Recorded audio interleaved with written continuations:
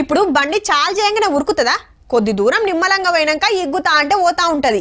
కారైనా లారైనా bus అయినా మొదలు నిమ్మలంగా చాలై రువ్వడు పెంచుతంటే ఉరుకుతుంటాయి.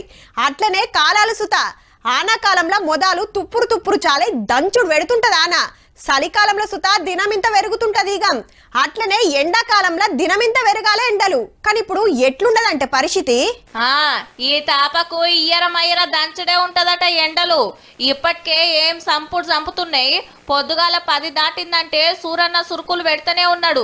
ఇక పగటీలైతే బయట అడుగు పెట్టలేకుంటుంది. ఎండ దెబ్బకు పొద్దుగాల మాపటీలి సల్లపూటనే పనులు సగబెట్టుకుంటారు. ఈ 3-4 గొద్దుల కాంచెల్లైతే నెరి పనుల మీద బయటికి పోతోళ్ళు, ఆఫీసులకు, కాలేజీ, స్కూళ్ళకు పోతోళ్ళది చిన్న గోస కాదు. మేము రియల్ ఎస్టేట్ చేస్తే ఇప్పుడు ఎండలు తిరగాలంటే కూడా మాకు కష్టమైపోతుంది. వాటర్ అవి తీసుకొని వెళ్తాము తిరిగేటప్పుడు. ఈ సంవత్సరం అయితే చాలా ఎక్కువగా అనిపిస్తున్నాయి. మార్చి మొదట్లోనే నడెండ కాలం నడుస్తున్నది పో. ఇప్పటికే 40 డిగ్రీల కాడున్నది గర్మి. ఇప్పుడే ఇట్లుంటే ఇక రేపు ఇంకెంత కథ ఉంటుందో అని బుగులు పడుతున్నారు. ఇప్పటికే చల్లదనం కోసానికి ఇంట్లో ఫ్యాన్లు 5వ నెంబర్ల తిరుగుతుంటే ఏసీలు పొద్దున్న దాకా తెల్లని దాకా నడుస్తూనే ఉన్నాయి. ఇంట్లో ఏసీలు ఆన్ చేయడం స్టార్ట్ అయినాయి.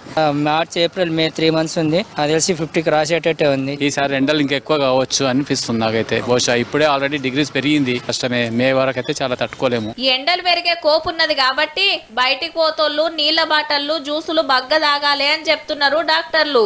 పిల్లలు, ముసలోళ్ళు 11 దాటితే బయటికి రాకుంటేనే మంచిది అంటున్నారు. ఇక గర్మి గాలితోని ఎండ దెబ్బ తాకే కోపున్నది కాబట్టి ఇంటి కిటికీలు, దర్వాజలు, తట్టు సంచులు కట్టుకొని నీళ్లతో దడుపుకుంటుంటే మంచిది. పేయి గాలినట్టు అనిపించినా, శాత కాకుంటున్నా, నెత్తినొచ్చుడు, బగ్గ దూపవుడు, చెమటలు రాకుండా పెయి ఎండిపోవుడు, ఎర్రబడుడు, మొస తీసుకుంట్ల తిప్పలైనా, గుండె కొట్టుకునుడు అటు ఇటు అవుతున్నా, వాంతులు, ఒకారం వస్తున్నా ఎండ దెబ్బ కొట్టినట్టే. ఏమటే దవాఖానకు తీసుకుపోవాలి.